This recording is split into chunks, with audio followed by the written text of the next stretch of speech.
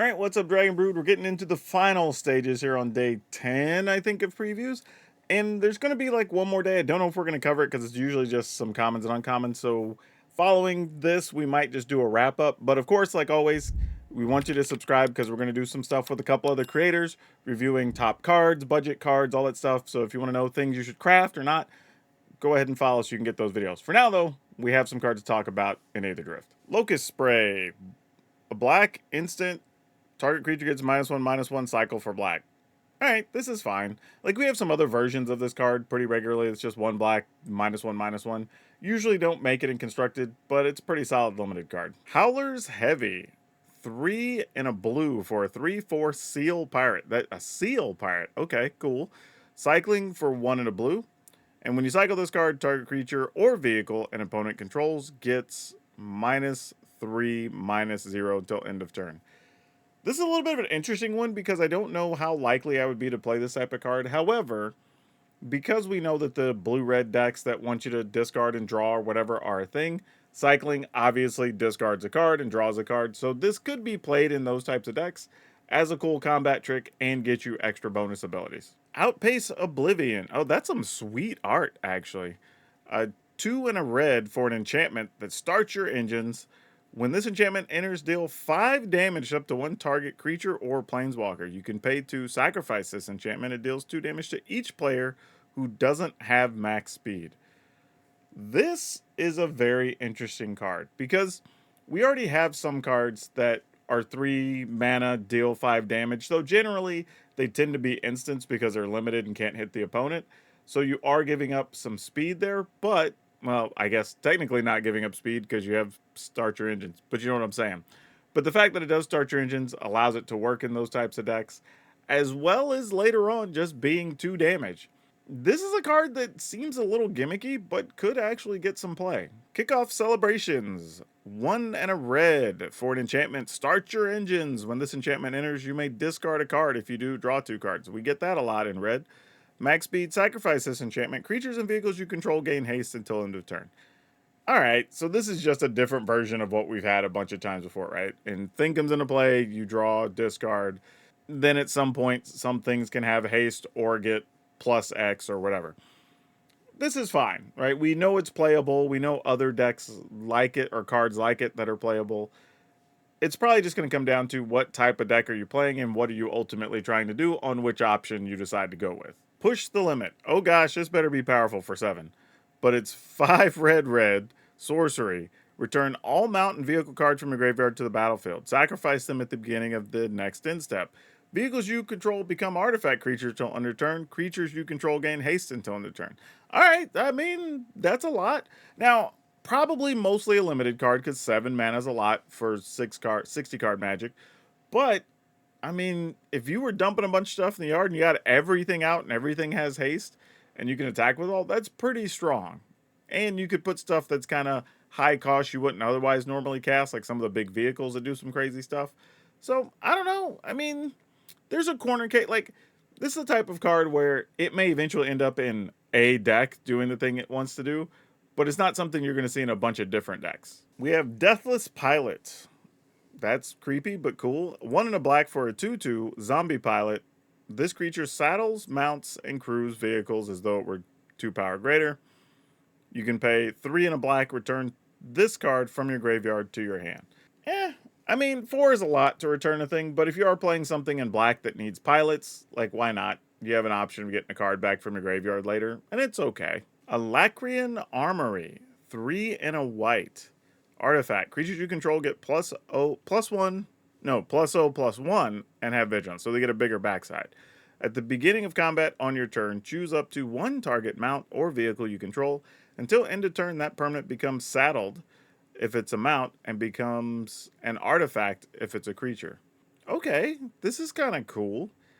This is not a way I thought these decks could be built, but this is kind of a cool inclusion that if you aren't going to play a ton of creatures and maybe you're going to play 1 or 2 vehicles because you want their abilities, then like you could still go ahead and crew them without having to have a bunch of creatures, which is kind of neat.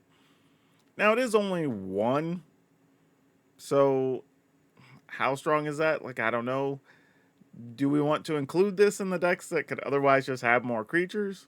It's a neat card. I feel like this will be a thing you want more in limited than in constructed, but it does also give all your creatures +1 toughness and vigilance. So there's that. Grim Bauble.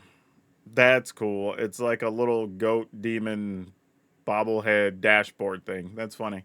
All right, black for an artifact. When this artifact enters, target creature an opponent controls gets -2/-2 until end of turn. You can pay 2 and a black, tap it, sacrifice it, surveil 2. This is pretty good. It's sorcery speed, right? But it does give something -2/-2. Pretty good on rate. It can let you surveil as well, which is pretty strong. It works well with all of the pixie decks that want to bounce stuff and replay things.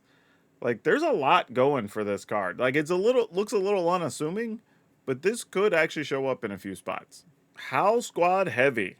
2 and a red for a 2/3 goblin mercenary. It has start your engines. Other goblins you control have haste. At the beginning of combat on your turn, create a 1/1 red goblin creature token. That token attacks this combat if able. And you have a max speed of tap, add a red for each goblin you control. This is an interesting card because I don't know if it even needs the start your engine ability, or even if getting all that red mana even matters if your goal is to run your opponent down with goblins, right? So while it does do 2 other things, the thing 2 ability, it's weird because it has 4 abilities, but it only feels like 2 matters, right? You have the start your engines, maybe not, depending on what other goblins you're playing. But giving all your goblins haste, pretty slick. And then getting a free goblin every turn, pretty slick, right?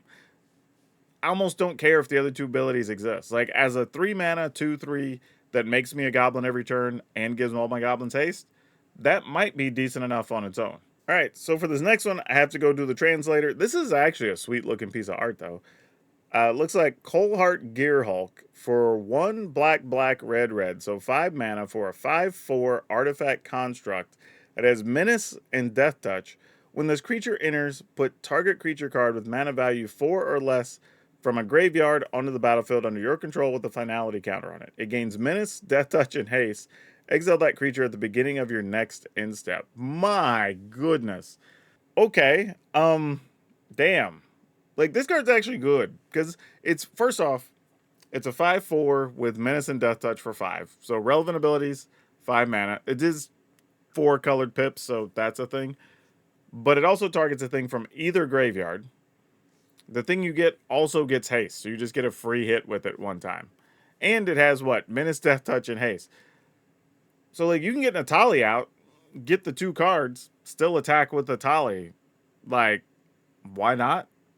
Right? Or any other big thing you would have in your reanimator deck. Like, this is weird because it almost allows a reanimator deck to play an extra body, potentially. I don't know if you'd want this, because obviously you'd like for the thing you reanimate to stay in play, but if they have big abilities I can just trigger right when they hit, could be worth it for a turn. Oviya, automech artisan. Oh, this is previously this was a like 1 green 1/2 creature. So, all right, cool. Character-wise. Anyway, Oviya is a 3 and a green, so 4 mana for a 1/2, still a 1/2 creature. Legendary human artificer. Each creature that attacks one of your opponents has trample. That's pretty cool. Pay a green and tap it. You may put a creature or vehicle from your hand onto the battlefield. If you put an artifact on the battlefield this way, put 2 +1/+1 counters on it. Okay, this is neat. This is like the elf that does this, right? But you also get the option of putting in vehicles instead of just creatures. Now, we have previously had the other creature available in Standard, and it didn't do much. So, not to say that this will be dominant, but it does let you put something onto the battlefield at instant speed, which really does matter. And it doesn't have a restriction on size. So, let's say you get this out on turn 3 or something. Then the next turn, you just try to put in something huge. Right? Like, I don't know. This is a pretty cool card. Like I said, we've seen versions of this before, even fairly recently, and it wasn't dominant. But it is the type of card that leaves the door open for doing some very big things. Another thing I want to note is I think I just saw that Lightning Strike and Spell Pierce are also being reprinted. I think we're going to see a bunch of stuff probably of that level for the commons and uncommons. So there's stuff to talk about tomorrow, but I don't think there'll be anything too crazy. Again, go ahead and subscribe because I have stuff coming up with a couple of different creators over the next week. So you can get, we're going to try to cover budget cards. We're going to try to cover the top rares and mythics, our top 10 things you should craft or not craft. There's going to be a bunch of different things. So be sure to follow so you don't miss any of that. But if you want to get caught up for other cards you missed, I'm going to link that video here for you. Otherwise, that's all I have for you for now. We'll see you next time.